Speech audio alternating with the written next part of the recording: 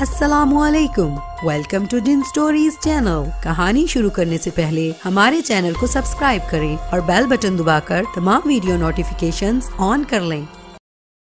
انہی سے مجھے معلوم ہوا کہ ڈھاکہ میں میری آمد سے ایک روز پہلے ہی انہوں نے بلیک کنگ کو بھارت جانے کی اجازت دی تھی، کیونکہ وہ مجھے یہاں بلوانے کا ارادہ کر چکے تھے۔ سنیتا جو کچھ کہہ رہی تھی سچ تھا۔ ونود جی نے اس سے یہی کہا تھا۔ میں نے یہی جاننے کے لیے اس کے ذہن پر توجہ دی تھی۔ سنیتا کی باتیں سن کر میں ہنس دیا۔ وہ عیار بڈھا میرا داؤ مجھ پر ہی آزما رہا تھا۔ اسے یقین ہوگا کہ میں سنیتا سے ملنے ضرور آؤں گا۔ سنیتا نے مجھ سے آئندہ روز آنے کا وعدہ بھی لیا تھا۔ اب وہ مجھے سنیتا کے ذریعے غلط راہ پر ڈالنے کی کوشش میں مصروف تھا۔ ممکن ہے اس عرصے میں اسے کسی طرح پتہ چل گیا ہو کہ مجھے قتل نہیں کیا جا سکا۔ یہ تو میرے علم میں تھا کہ مجھے قتل کرنے کے بعد کانتا کو بلیک کنگ سے رابطہ قائم کرنا تھا۔ تم سے جھوٹ بولا ہے اس بوڑھے گدھ نے۔ سنیتا سے یہ کہتے ہوئے میرے لہجے میں حقارت تھی۔ مگر سکھبیر، وہ مجھ سے جھوٹ کیوں بولنے لگے؟ سنیتا حیران سی ہو کر بولی۔ اپنی دانست میں تمہارے ذریعے مجھے بے وقوف بنانے کے لیے۔ تم تو خیر بلیک کنگ کے بارے میں کچھ نہیں جانتی، لیکن میں اس سے بے خبر نہیں ہوں۔ تمہیں یقیناً یہ جان کر حیرت ہوگی کہ بلیک کنگ اس وقت ڈھاکہ میں ہی موجود ہے۔ کانتا کو تو جانتی ہو نا تم؟ ہاں کیوں نہیں، سنیتا نے جواب دیا۔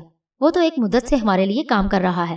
ملک افضل کو قتل کروانے کے لیے فون پر تمہارے ہی سامنے اس سے میں نے بات بھی کی تھی۔ وہی کالا شیطان آج بلیک کنگ کے حکم پر مجھے بھی قتل کرنے آیا تھا، میں نے بتایا۔ کب؟ سنیتا تقریباً اچھل پڑی۔ آج ہی، جب میں تم سے مل کر اپنے ہوٹل پہنچا تو وہ میرے کمرے میں موجود تھا۔ اگر مجھے سنبھلنے میں ایک لمحے کی تاخیر بھی ہو جاتی تو اس نے میرا کام تمام کر دیا ہوتا۔ تم اب اتنا تو سمجھ ہی سکتی ہو کہ مجھے راستے سے ہٹا دینے کا حکم کس نے دیا ہوگا۔ بلیک کنگ خود تو یہ قدم نہیں اٹھا سکتا۔ میں جب اس کی نظروں سے اوجھل ہو گیا تو کانتا کو مایوس لوٹنا پڑا۔ میں اگر چاہتا تو جوابی کارروائی کر کے کانتا کو قتل کر دیتا، مگر میری نظر میں یہ غلط ہے۔ تمہاری جگہ اگر میں ہوتی تو اسے کبھی زندہ نہ چھوڑتی، سنیتا پرجوش آواز میں بولی۔ اور شاید بلیک کنگ بھی میرے ہاتھوں مارا جاتا۔ اور اس کے بارے میں تمہارا کیا خیال ہے جس نے بلیک کنگ کو میرے قتل کا حکم دیا تھا؟ ونود جی کو ایسا نہیں کرنا چاہیے تھا۔ اگر وہ میرے پتا سمان نہ ہوتے تو جذبات کی شدت کے سبب وہ اپنی بات پوری نہ کر سکی تو میری خاطر تم ان سے بھی ٹکرا جاتی۔ تم شاید یہی کہنا چاہتی ہو۔ میں نے تمہارے بارے میں ونود جی کو اس لیے تو سب کچھ نہیں بتایا تھا سکھبیر کہ میرے ہی سپنوں کو جلا کر راکھ کر دیں۔ انہیں تو معلوم تھا کہ تم میرا پیار ہو، جیون ہو میرا۔ پھر بھی وہ نہیں مانے، مجھے بتایا بھی نہیں انہوں نے، اور یہی دلاسا دیتے رہے کہ غور کریں گے۔ یہ غور کیا ہے انہوں نے؟ اب تک میں نے جس طرح ان کو عزت دی، ان کا ہر حکم مانا، کیا اس کا یہی صلہ ہے؟ سنیتا کی آواز بھر آ گئی۔ پگلی ہے تو، کبھی کسی کی وفاؤں کا صلہ ملا ہے جو تجھے مل جائے گا؟ اب آیا تجھے یقین کہ اس بڈھے نے یہاں تجھ کو قید کر رکھا ہے؟ سنیتا کو اس کی مرضی کے خلاف کوئی بھی قیدی بنا کر نہیں رکھ سکتا، اس نے پرعزم لہجے میں کہا۔ شکتی چھن گئی ہے تو کیا ہوا؟ دماغ تو ہے نا میرے پاس، اور مجھے تو نے بھلا ہی دیا۔ تیرے پاس اگر شکتی نہیں رہی تو میرے پاس تو موجود ہے۔ تو لاکھ بری سہی مگر ہے میری۔ میں نے تجھے تیری تمام کمزوریوں اور برائیوں کے ساتھ قبول کیا ہے۔ تو میری پہلی اور آخری محبت ہے۔ میں تجھے اس بڈھے کے جال میں پھنس کر نہیں مرنے دوں گا، کبھی نہیں۔ بلیک کنگ کے ذریعے وہ بڈھا تجھے میرے جیتے جی قتل نہیں کروا سکتا۔ یہ کہہ کر میں نے اس کے جذبات کی آگ کو اور بھڑکایا۔ بلیک کنگ کا ذکر میں نے خاص طور پر کیا تھا، جس کا رد عمل فوراً ظاہر ہو گیا۔ Black king? سنیتا حقارت سے بولی۔ اگر مجھے معلوم ہو جائے وہ کون ہے تو اسے کل کا سورج دیکھنا نصیب نہیں ہوگا۔ وہ مجھے کیا قتل کروائے گا؟ تجھے تو اب بھی اسی کے آدمی گھیرے ہوئے تھے۔ بس مجھے اس کوٹھی میں داخل ہوتے ہی یہ خیال آ گیا کہ ان مسلح محافظوں کا بھی پتہ کر لوں جو بظاہر تیری حفاظت کر رہے ہیں۔ سنیتا کا ذہن پڑھ کر مجھے معلوم ہو چکا تھا کہ وہ ان میں سے کسی کو نہیں جانتی۔ اس کی وجہ یہ تھی کہ سنیتا نے طویل عرصہ مغربی پاکستان میں ہی گزارا تھا۔ تو وہ مسلح محافظ بھی اسی بلیک کنگ کے آدمی ہیں؟ یہ سوال کرتے ہوئے وہ چونک اٹھی۔ ہے نہیں سنیتا، بلکہ تھے۔ میں ان چاروں کو ٹھنڈا کر چکا ہوں، میں نے اسے بتا دیا۔ لیکن مجھے تو کوئی ایسی آواز سنائی نہیں دی۔ وہ حیرت زدہ رہ گئی۔ کوئی آواز تو اس وقت سنائی دیتی جب میں انہیں اس کا موقع دیتا۔ اپنی شکتی سے میں نے انہیں مار دیا، صرف تیری خاطر سنیتا، کہ تجھے اس قید سے رہائی مل جائے۔ اچھا کیا تو نے سکھبیر، تو اگر ایسا نہ کرتا تو وہ میرے ہاتھوں مارے جاتے۔ سنیتا پوری طرح میرے جال میں پھنس گئی اور مجھ سے بلیک کنگ کے بارے میں پوچھنے لگی۔ کیا کرے گی تو جان کر؟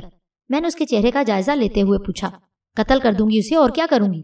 ونود جی کو بھی تو پتہ لگنا چاہیے کہ انہوں نے مجھ پر وشواس نہ کر کے کتنی بڑی بھول کی ہے۔ انہوں نے مجھ سے یہ جھوٹ بولا تھا کہ وہ تنہا رہ گئے ہیں، تو اب میں انہیں تنہا ہی کر دینا چاہتی ہوں، سنیتا پرجوش آواز میں بولی۔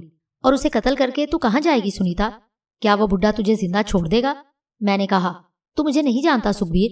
وہ عجیب سے انداز میں ہنس دی۔ نہیں جانتا اس لیے ایسے سوال کر رہا ہے؟ मुझे ढूंढ लेना विनोद जी के बस का रोग नहीं। ये शहर तेरे लिए नया होगा, मेरे लिए नहीं। यहाँ का एक एक गली कूचा मेरा देखा हुआ है। इस शहर में मेरे ऐसे कई ठिकाने हैं कि जिनकी खबर विनोद जी को भी नहीं। मान लिया सुनीता कि इस शहर में तेरे बहुत से ठिकाने होंगे, मगर ये भी तो सोच कि वो बूढ़ा गिद्ध दुर्गा देवी का दास है, तो उसकी नजरों से कैसे छुपी रह सकती है। मुझे मालूम है सुखबीर कि विनोद जी में कितनी शक्ति है। वो खुद तो दूसरों की नजरों से छुप सकते हैं, मगर किसी को तलाश कर लेना उनके लिए मुमकिन नहीं। मुझसे ज्यादा उन्हें और कौन जानेगा। मैंने उनके साथ बरसों गुजारे हैं। मुझे सिर्फ अपना चेहरा बदलना होगा, सो बदल लूंगी। वो भी इसलिए कि उनका कोई पुराना आदमी मुझे पहचान ना सके। सुनीता ने यह बताकर मेरी एक उलझन खत्म कर दी। तुझे मैं एक बात बताना तो भूल ही गया सुनीता, वो बूढ़ा घाघ अपनी कोठी छोड़कर कहीं फरार हो चुका है। विनोद जी कहाँ जा सकते हैं मुझे मालूम है। सुनीता मुस्कुराई। मगर मैं तुझे बताऊंगी नहीं। क्यों नहीं बताएगी? मैंने भी मुस्कुराकर पूछा।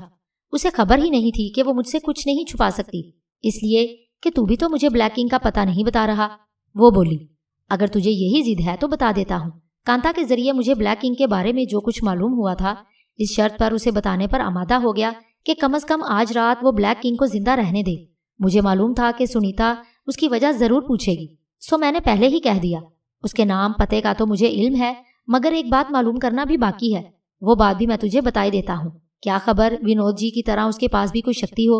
अगर वाकई ऐसा हुआ तो तेरी जिंदगी खतरे में पड़ सकती है, जो मुझे किसी तरह भी गवारा नहीं। ऐसी सूरत में उससे ही निपटूंगा। ऐसी सूरत में उससे मैं ही निपटूंगा। फिर तुझे दूर ही रहना होगा। कल ही तक की तो बात है, इंतजार कर ले। मेरी दलील में वजन था, इसलिए सुनीता मान गई। हालांकि मामला कुछ और ही था। सुनीता के हाथों कत्ल होने से पहले मैं उसका जहन पढ़ लेना चाहता था। उसके बाद मैंने ब्लैक किंग के बारे में सुनीता को बता दिया। मुझे इस वक्त गुमान भी न था कि आइंदा रोज सुनीता से नहीं मिल सकूंगा। सुनीता, मैंने तो तेरी जिद पूरी कर दी, मगर तू मुझे विनोद जी के बारे में नहीं बता सकती कि वो कहाँ है। इकरार कर ले कि तूने मुझसे झूठ बोला था। जब तुझे खबर थी कि मैं झूठ बोल रही हूँ तो मेरी बातों में क्यों आ गया? वो हंसकर बोली, तेरी इन्हीं अदाओं ने तो मार रखा है सुखबीर को, वरना तो धरा ही क्या है तुझमें। अच्छा, अब मैं चलता हूँ और तू भी जल्द अज जल्द यहाँ से निकल जा। मैं विनोद जी तो हूँ नहीं कि तेरी तलाश मेरे लिए मुश्किल हो। तू जहाँ और जिस हाल में भी होगी तेरे पास पहुंच ही जाऊंगा। सुनीता की नजरों से ओझल होते ही मैंने मोती झील का रुख किया, क्योंकि आज रात के लिए अब यही आखिरी मार्का रह गया था। ब्लैक किंग का जहन पढ़ लेने के बाद एक इम्कान ये भी था कि मुझे विनोद जी का सुराग मिल जाता।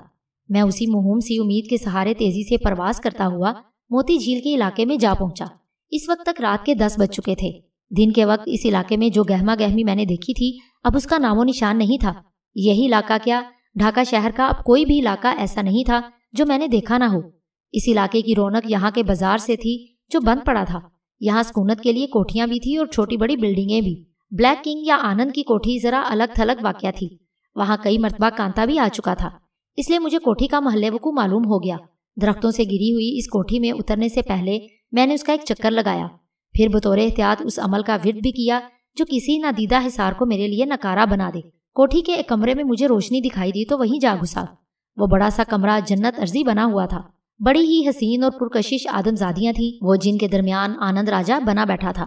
मैंने भी एक उम्र आदमजादियों की जुल्फें संवारने में गुजार दी थी, इसलिए अपने हवास पर काबू पाते हुए कुछ देर लगी। इसी अरसे में अचानक मैंने रंग और खुशबू की इस फिजा को बदलते देखा। आनंद की उम्र 30 साल से ज्यादा न होगी। एक नाजुक अंदाम आदमजादी को उसने अपने पहलू से जुदा किया और फिर उछलकर एकदम खड़ा हो गया। तू जो कोई भी है यहाँ से चला जा। वो किसी दरिंदे की तरह गुर्राया।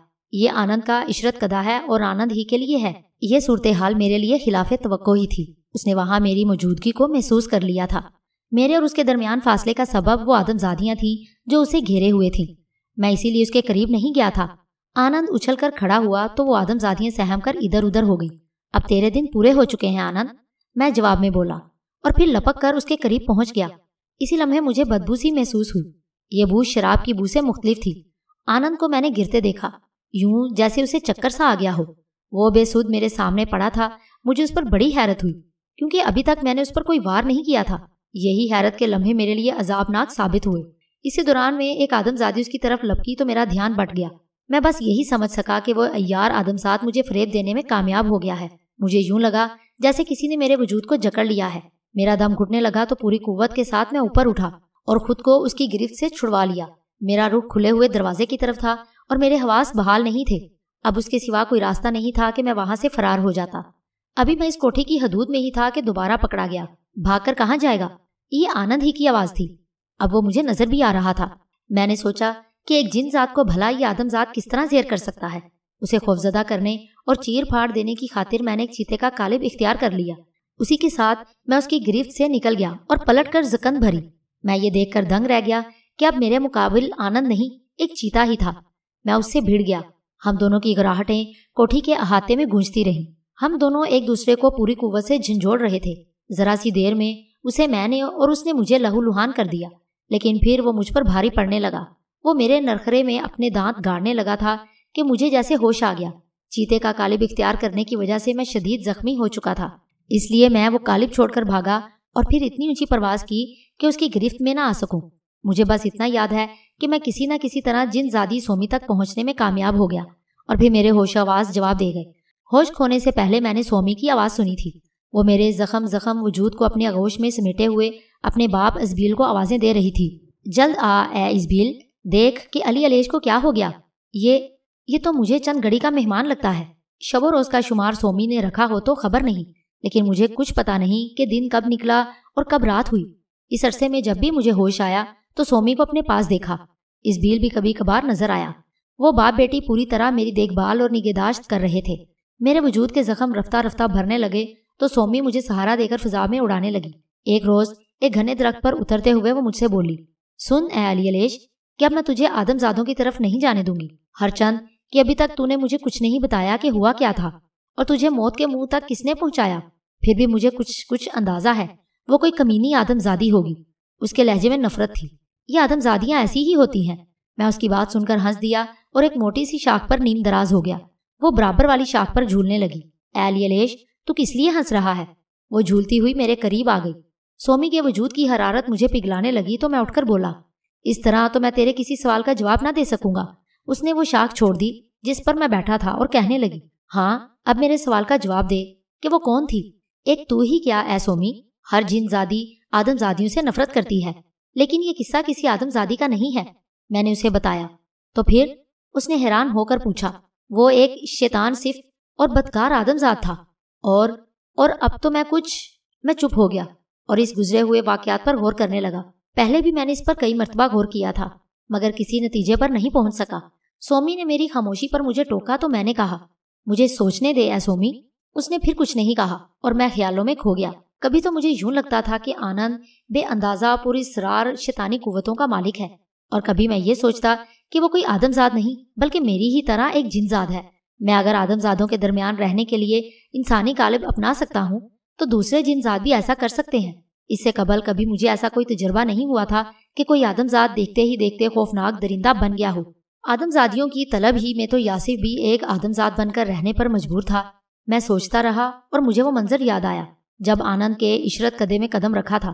اس کے اور میرے درمیان جو مقابلہ ہوا اس سے بھی یہی پتا چلا کہ وہ مجھ سے قوی ہے۔ اس نے تو مجھے مار ہی ڈالا تھا، میں اسے زیر نہیں کر سکا۔ اگر واقعی وہ کوئی جن زاد ہی تھا تو پھر تنہا میرے لیے اس پر قابو پا لینا ممکن نہیں تھا۔ اے علی علیش، کیا تو مجھے کچھ بھی نہیں بتائے گا؟ ممکن ہے کہ میں تیری کوئی مدد کر سکوں۔ کیا تجھے یاد نہیں رہا کہ میں بھی تو آدم زادوں کے درمیان رہ چکی ہوں؟ ایک آدم زاد ہی کی تو بیوہ ہوں میں۔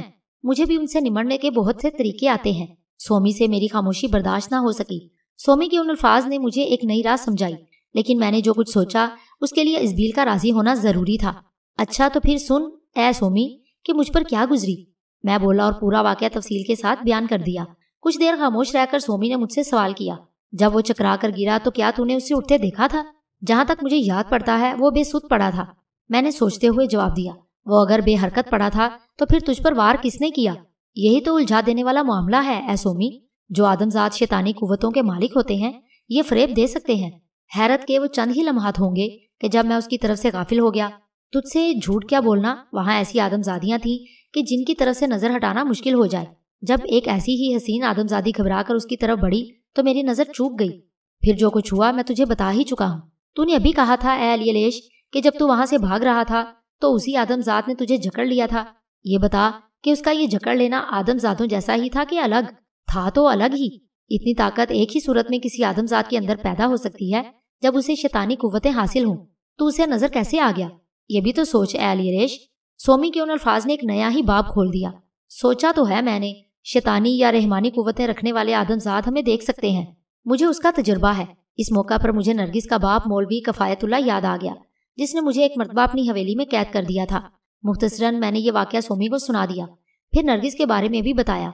मुझे अंदाजा नहीं था कि सोमी पर उसका कुछ और ही रद्द-ए-अमल होगा। वो कहने लगी, तो फिर यूं बोलना कि तू भी ए अली अलेश दूसरे जिनजादों ही की तरह है जो आदमजादियों के इश्क में खार होते हुए फिरते हैं। क्या वो आदमजादी नरगिस ऐसी ही थी कि तू अपने होश खो बैठा? क्यों मेरे जख्मों को छेड़ती है ए सोमी? तूने अपने आदमजाद शोहर से जितनी मोहब्बत की होगी शायद उतनी ही, बल्कि मुमकिन है उससे बढ़कर मैंने नरगिस की चाहत में जख्म खाए हूँ। फर्क सिर्फ ये है कि तुझे तो तेरी मंजिल मिल गई और मैं तड़पता रह गया। दुनिया की इस भीड़ में वो जाने कहाँ खो गई। अगर तुझे उस आदमजादी से इतनी ही मोहब्बत थी अली अलेश, तो उसे तलाश क्यों नहीं किया? बहुत तलाश किया मगर वो मुझे नहीं मिली। मैंने जवाब दिया, तुझे मैं ये भी बता दूं ऐ सोमी कि उससे मेरे इश्क में हवस शामिल नहीं रही थी। तू हैरान होगी शायद ये सुनकर कि मुझे कभी भी उसका कुर्ब हासिल नहीं हुआ। नरगिस का जिक्र छिड़ा तो मौजू गुफ्तगू ही बदल गया और बात कहीं से कहीं निकल गई। फिर भी तू उसका इतना दीवाना हो गया, ये तो बड़ी अजीब सी बात कह दी तूने। कभी कोई ऐसा वाकया सुना नहीं मैंने। सोमी ने इजहार हैरत किया और बोली, ए अली अलेश, तूने बताया है कि उस आदमजादी का बाप एक आलिम था। उसे खबर थी कि तू उसकी बेटी पर आशिक हो गया है। इस ख्याल से कि तू फिर कहीं पलट ना आए उसने कोई बंदोबस्त कर लिया होगा। एक तो उसने वो जगह छोड़ दी, फिर कोई ऐसा अमल किया कि तू नरगिस को तलाश न कर सके। ऐसा भी तो मुमकिन है। हाँ ए सोमी, इसी आस पर तो मैं अब तक जिंदा हूँ। मैंने भी यही सोचकर खुद को तसल्ली दे ली कि कभी तो उसका बाप मर ही जाएगा और किसी दिन तो मैं उस तक पहुंच ही जाऊंगा। उसके बाप की मौत के बाद शायद वो अमल कारगर ना रहे। नरगिस की याद ने मुझे हर ख्याल से बेगाना कर दिया, लेकिन खुद वो आदमजादी भी तो कम नहीं। तूने ये भी तो कहा है, सोमी ने मुझे याद दिलाया, उसके बाप ने उसे इल्म सिखा दिया था। तू कुछ भी कह ले, लेकिन मुझे यकीन है कि नरगिस ऐसा नहीं करेगी। उसे मेरे इश्क पर यकीन आ चुका था, वो मुझे अपने पास आने से नहीं रोकेगी। मैं बोला, ए अली अलेश, तू भी कितना भोला है। तुझे याद ही नहीं रहा कि आदमजादियों की उम्र पलक झपकते गुजर जाती है। मुझसे भी तो यही भूल हुई थी कि जिसका खमियाजा आज तक भुगत रही हूँ। ये आदमजाद तो बहुत ही जल्द बूढ़े होकर मर जाते हैं। खुदा ना करे ऐ सोमी कि नरगिस इतनी जल्दी बूढ़ी होकर इस दुनिया से रुखसत हो जाए। मैं जज्बाती सा हो गया। मैं तो तुझे अपना तजुर्बा बता रही थी। वो जल्दी से बोली। उसे यकीनन एहसास हो गया था कि मुझे उसकी बात बुरी लगी है। वो इसीलिए मुझसे करीब तर हो गई। वो भी हवा की रगड़ से पैदा होने वाली आग से बनी हुई थी और मैं भी। आग में आग मिला दी जाए तो शोले भड़कते ही लगते हैं। इसी आलम में उसने सरगोशी की, ए अली अलेश, तेरी और मेरी उम्रों में कोई ऐसा खास फर्क नहीं। अगर मैं भटक ना जाती तो तुझ ही जैसा कोई जिनजात जिंदगी भर मेरा साथ निभाता और फिर मैं अपने बच्चे पालती, उन्हें हवाओं में उड़ना सिखाती। क्या तू मेरा और सिर्फ मेरा बनकर नहीं रह सकता? मुझे खबर थी एक दिन ऐसा जरूर आएगा कि सोमी मुझसे इजहारे इश्क कर देगी। मैंने बड़ी नरमी के साथ खुद से उसे जुदा किया और अपने जज्बात पर काबू पाते हुए उसे समझाने लगा, देख ऐ सोमी, तेरे बाप इस्बील ने मुझ पर एतमाद किया है। उसके एतमाद को ठेस नहीं लगनी चाहिए। हर चंद के तूने हद से तजावुज नहीं किया और ना मैंने। फिर भी हम जज्बात की रूह में आकर भटक तो सकते हैं।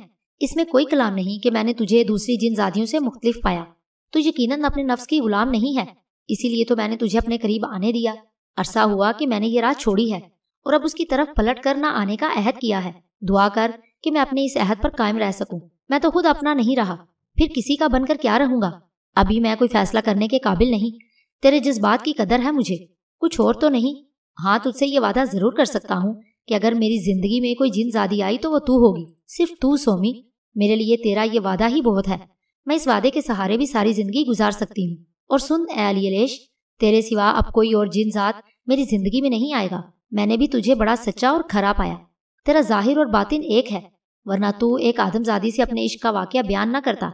मेरे अंदर तेरी चाहत पैदा हुई तो मैंने उस आदमजादी से हसद किया और उसे जाहिर भी कर दिया। मुझे मालूम नहीं था ए अली अलेश कि तू अपने इश्क में इतना सच्चा होगा। मुझे माफ कर दे कि मेरी वजह से तुझे रंज हुआ। सोमी ये कहते हुए एक मर्तबा फिर मुझसे करीब हो गई।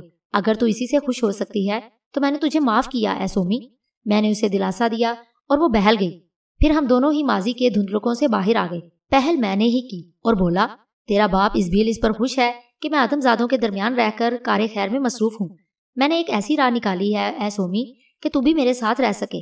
मैं नहीं जानता कि इस्बील मेरा कहा मान भी लेगा या इनकार कर देगा। मैं उसकी इकलौती औलाद हूँ, कभी उसने मेरी बात नहीं टाली। तू मुझे बता कि क्या सोचा है तूने। पहले तू अकेली आदमजादों के दरमियान रही थी और अब मेरे साथ होगी। हम दोनों ही कारे खैर में एक दूसरे का सहारा होंगे। ना तू भटक जाने वालों में है और ना मैं। ना मेरा माजी तुझसे छुपा है, ना मैं तेरी तरफ से बेखबर हूँ। तू यहाँ तन्हाइयों का शिकार है और इस्बील को भी इसका एहसास है। ایسی صورت میں مجھے تو یقین ہے کہ وہ تجھے میرے ساتھ بھیج دے گا۔ تیرا کیا خیال ہے؟ اپنی بات ختم کرتے ہوئے میں نے اس سے سوال کیا۔ وہ سوچ میں پڑ گئی اور بولی، تو 2 مرتبہ آدم زادوں کے ہاتھوں زخم کھانے کے بعد یہاں آیا ہے، دونوں ہی مرتبہ تو مرتے مرتے بچا ہے، سو پھر کیسے میرا باپ تیرے ساتھ مجھے بھیجنے پر راضی ہو جائے گا؟ میرے معاملے میں بھی ایک بار وہ چوٹ کھا چکا ہے، اس کی بس ایک ہی صورت ہے، مگر تو شاید اس پر آمادہ نہ ہو، سو میں ایسی بات کیوں کہوں؟ ابھی تو تیرے زخم بھی پوری طرح نہیں بھرے۔ یہاں سے جانے کی سوچنے لگا۔ سومی کو اپنے ساتھ لے جانے کا خیال مجھے اس لیے آیا تھا کہ پھر ہم ایک اور ایک 11 ہو جاتے، کوئی قوی جن زاد ہوتا یا آدم زاد ہمیں زیر نہ کر پاتا۔ آنند سے مارکا رائی کے وقت اگر سومی بھی میرے ساتھ ہوتی تو یقیناً مجھے راہ فرار اختیار نہ کرنا پڑتی، نہ میں موت کے دہانے تک پہنچتا۔ میں نے سومی سے بھی اپنے اس خیال کا اظہار کر دیا، اس سے اب مجھے چھپانا بھی کیا تھا۔ ٹھیک کہتا ہے تو، سومی نے کہا، مگر میں ابھی اپنے باپ کی طرح کامل نہیں ہوں۔ وہ رات یاد کر کہ جب تو ایک آدم زادی کو لے کر یہاں آیا تھا اور وہ میرے قابو میں نہیں آ سکی تھی۔ میں اسی کافر آدم زادی سنیتا کا ذکر کر رہی ہوں کہ جس کی شیطانی قوتوں کو میرے باپ نے سلب کر دیا تھا۔ اس کی وجہ اور تھی کہ میں انسانی قالب سے باہر نہیں آ سکا۔ میں نے وضاحت کر دی۔ اسے اعتماد میں لے کر ہی فریب دینا ممکن تھا۔ مجھے نہیں معلوم کہ تو کیا چاہتا ہے اور آدم زادوں ہی کے درمیان رہنے پر کیوں بزید ہے۔ وہ الجھ سی گئی۔ تو میرے ساتھ رہے گی تو خود ہی سب کچھ جان لے گی۔ میں نے کہا، یہ فیصلہ تو خیر بعد میں ہوگا، پہلے اس آدم زاد کی بات کر کہ جس نے تجھے اس حال کو پہنچا دیا۔ سومی بولی، میرا بس چلے تو اسے چیر پھاڑ دوں۔ ابھی تو میں یہی طے نہیں کر سکا کہ وہ کوئی آدم زاد ہی تھا یا جن زاد۔ میں نے یہ کہنے کے بعد سومی کو اپنے خیالات سے آگاہ کر دیا۔ ہاں، یہ ممکن تو ہے، یہ میرے خیال کی تائید میں بولی۔ وہ بھی تیری ہی طرح کوئی جن زاد ہو سکتا ہے جو آدم زادوں کے درمیان رہتا ہو۔ وجہ بھی تو ہی خود بیان کر چکا ہے کہ وہ حسین آدم زادیوں کے درمیان گھرا بیٹھا تھا۔ ایسے میں تو وہاں پہنچ گیا تو وہ کس طرح وہاں تیرے وجود کو برداشت کر لیتا؟ میں اسی لیے تو تجھ سے سوالات کر رہی تھی، لیکن تو اسے کوئی شیطان صفت آدم زاد ہی ثابت کیے جا رہا تھا۔ میرے باپ نے تیرا روحانی علاج کیا ہے، اسے چل کر پوچھ لیتے ہیں، ورنہ پھر اوراد اور وظائف کا وقت ہو جائے گا۔ یہ وقت عصر اور مغرب کے درمیان کا تھا اور ابھی عصر ہونے میں دیر تھی۔ ہم دونوں اٹھتے ہوئے اسبیل کے پاس پہنچ گئے۔ وہ ہم دونوں کو دیکھتے ہی کہنے لگا، اے الیلیش اور اے سومی، تمہیں ساتھ دیکھ کر مجھے بڑی خوشی ہوتی ہے۔ موقع ملتے ہی میں بول اٹھا، تو پھر ہمیں ساتھ ہی رہنے دے اے اسبیل، میں تو خود ہی تجھ سے ہی کہنے والا تھا۔ میں نے تم دونوں کو ساتھ رہنے سے کب روکا ہے؟ سومی بھی اب کوئی بچی نہیں رہی، ماشاءاللہ جوان ہے اور 750 برس کی ہو چکی ہے، اپنا برا بھلا اچھی طرح سمجھ سکتی ہے۔ تو بھی اے الیلیش 1000 سال کا تو ہوگا ہی، سو ابھی جوان ہی کہلائے گا۔ ہاں، میں ضرور بوڑھا ہوں، میری عمر کا اندازہ تو نے ٹھیک ہی لگایا اے اسبیل۔ یہ کہہ کر میں پھر اصل بات پر آ گیا اور بولا، ساتھ رہنے کی اجازت مانگنے سے میرا مطلب کچھ اور تھا۔ سومی کو یہاں سے میں اپنے ساتھ لے جانا چاہتا ہوں، مگر کہاں اور کیوں یہ بھی تو بتا، اسبیل نے پوچھا۔ میں نے اپنی دانست میں اس کے دونوں سوالوں کے اطمینان بخش جواب دیے۔ تجھے معلوم ہے اے الیلیش کہ میں نے سومی کو آدم زادوں کی طرف جانے سے منع کر رکھا ہے۔ یہ اپنی مرحومہ ماں کی ہی طرح فرما بردار ہے، سو اس نے میرا حکم نہیں ٹالا۔ ہاں، ایک دفعہ یہ تیرے پیچھے ضرور چلی گئی تھی، سو میں نے اسے سمجھا دیا اور یہ سمجھ گئی۔ پھر تو نے یہ کیسے سوچ لیا کہ میں اسے تیرے ساتھ جانے دوں گا؟ تو نے میرے دوسرے سوال کے جواب میں جو کچھ کہا اس پر بعد میں بات ہوگی، اسبیل بولا۔ جن زاد اسے قریب نہیں آنے دیتے اور آدم زادوں کی طرف تو نہیں جانے دیتا، تو پھر یہ بتا یہ کس طرح زندگی گزارے؟ کب تک اکیلی ان جنگلوں اور ویرانوں میں بھٹکتی رہے؟ تیرے حکم کی زنجیر نے اسے باندھ رکھا ہے۔ یہ آدم زادوں کے درمیان اب تنہا تو نہیں رہے گی، میں بھی تو اس کے ساتھ ہی رہوں گا۔ میں نے کہا، سننا ہی چاہتا ہے تو سن، آدم زاد ہوں گے ہم جن زاد، تو بھی جوان ہے اور سومی بھی، کیا تم دونوں کو شیطان ورگلا نہیں سکتا؟ تو یہ نہ سمجھ کہ مجھے اس کے دکھوں کا اندازہ نہیں، یہ بھی میری نظر میں ہے کہ کسی بھی وقت میرا بلاوا آ سکتا ہے۔ اسبیل کی آواز بھاری ہو گئی۔ پھر تو یہ بالکل ہی اکیلی رہ جائے گی۔ میں نے اسی لیے تو دعا کی تھی کہ اس کا اکیلا پن ختم ہو جائے، اور خدا نے میری سن لی، تجھے یہاں بھیج دیا۔ تو نے یہ جان کر بھی اس سے نفرت نہیں کی کہ یہ ایک آدم زاد کی بیوہ ہے، سو میری نظر میں تیری عزت بڑھ گئی۔ پھر جب مجھے یہ معلوم ہوا کہ تو نے اب خلق خدا کی خدمت کو اپنی زندگی کا مقصد بنا لیا ہے، تو تیری توقیر میں اور اضافہ ہو گیا۔ تیری جگہ اگر کوئی اور جنزاد ہوتا تو میں سومی کے قریب اسے نہ آنے دیتا۔ تجھے میں نے راستی پر پایا، جبکہ جنزادوں کی اکثریت بھٹکی ہوئی ہے، تو بھی پہلے بھٹکا ہوا تھا، اس کو تو نے چھپایا نہیں۔ یہ بھی اس کی دلیل ہے کہ تو نے اب توبہ کر لی۔ میری دعا ہے کہ خدا کی بارگاہ میں تیری توبہ قبول ہو جائے۔ مجھے بتا اے الیلیش کہ کیا توبہ کر لینے کے باوجود شیطان وسوسے نہیں ڈالتا؟ اپنی پارسائی کا نہ مجھے دعویٰ پہلے تھا نہ اب ہے۔ میں نے جواب دیا، کئی بار میں نے توبہ کی اور اس پر قائم نہ رہ سکا۔ میں تجھ سے جھوٹ کیوں بولوں؟ اب بھی مجھے شیطان بھٹکاتا ہے، لیکن اسے کامیابی نہیں ہوتی۔ تو نے شاید اس پر کبھی غور نہیں کیا۔ اصل وجہ کیا ہے میں تجھے بتاتا ہوں۔ وہ جو فطری تقاضوں سے انحراف کرتے ہیں، اللہ اور اس کے رسول صلی اللہ علیہ وآلہ وسلم کے بتائے ہوئے طریق پر عمل نہیں کرتے، انہیں ایسے ہی عذابوں سے گزرنا پڑتا ہے۔ وہ بار بار توبہ کرتے ہیں اور توڑ دیتے ہیں، یا اسے یوں کہہ لے کہ ان کی توبہ ٹوٹ جاتی ہے۔ جن زاد ہوں کہ آدم زاد، ان کے لیے ایک ہی حکم ہے، ایک ہی طریقہ ہے۔ میں واز نہیں کر رہا، نہ تجھے نصیحت کرنے کا اہل ہوں۔ ہاں، اگر تو مجھے اپنا بڑا جانے تو کہوں کہ کسی ٹھکانے لگ جا اور اپنا گھر بسا لے، پھر شیطان تجھے آسانی سے نہ بھٹکا سکے گا۔ یہی اللہ اور اس کے رسول صلی اللہ علیہ وآلہ وسلم کا راستہ ہے۔ اس راستے پر چلے گا تو فلاح پائے گا اور تجھے اپنی توبہ پر قائم رہنے میں دشواری نہیں ہوگی۔ ازبیل کی آواز میں سچ کی خوشبو تھی۔ وہ ایک عالم تھا اور اس نے میرے مرض کی صحیح تشخیص کی تھی، لیکن مجھے تو ایک مرض اور بھی لاحق تھا، مرض عشق۔ نرگس کو میں کیسے بھول جاتا؟